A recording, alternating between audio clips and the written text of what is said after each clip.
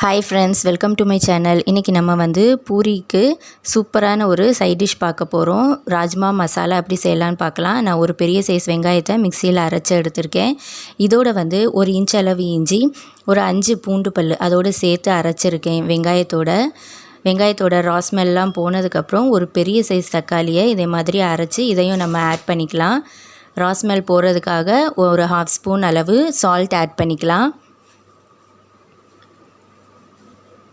சால்ட்டை add பண்ணி நல்லா mix கொடுத்துக்கோங்க. லோ ஃப்ளேமில் ஒரு 5 மினிட்ஸ் வச்சு அந்த ரா ஸ்மெல்லாம் போகிற அளவுக்கு நம்ம வேக வச்சு எடுத்துக்கலாம்.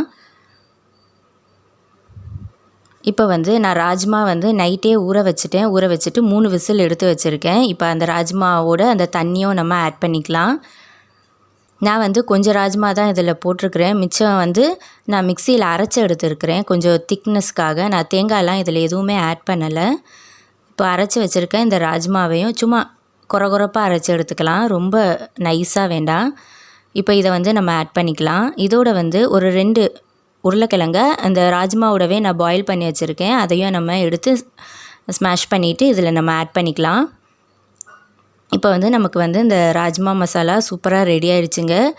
இந்த சோலே மசாலா மாதிரியே தான் இருக்கும். ஆனால் இது வந்து ராஜ்மாவில் நம்ம செய்திருக்கோம். ரொம்பவே டேஸ்ட்டாக இருக்கும். குழந்தைங்களுக்கு ரொம்ப பிடிக்கும். குழந்தைங்களுக்கு ரொம்ப ஹெல்த்திங்க இது. குழந்தைங்க மட்டும் இல்லை, எல்லா ஏஜ் குரூப் பர்சன்ஸும் இந்த ராஜ்மா வந்து நம்ம சேர்த்துக்கணும். ரொம்ப ஹெல்த்தி இது. இப்போது ஒரு கொதி வந்ததுக்கப்புறம் 2 ஸ்பூன் அளவு சன்னா மசாலா நம்ம ஆட் பண்ணிக்கிறோம்.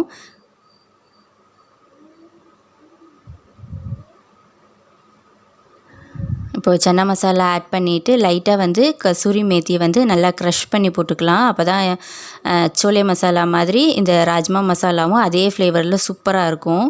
இப்போ ஸ்டவ் ஆஃப் பண்ணிவிட்டு கொரியாண்டர் லீவ்ஸ் இதை மாதிரி குட்டி குட்டியாக கட் பண்ணி போட்டுக்கோங்க.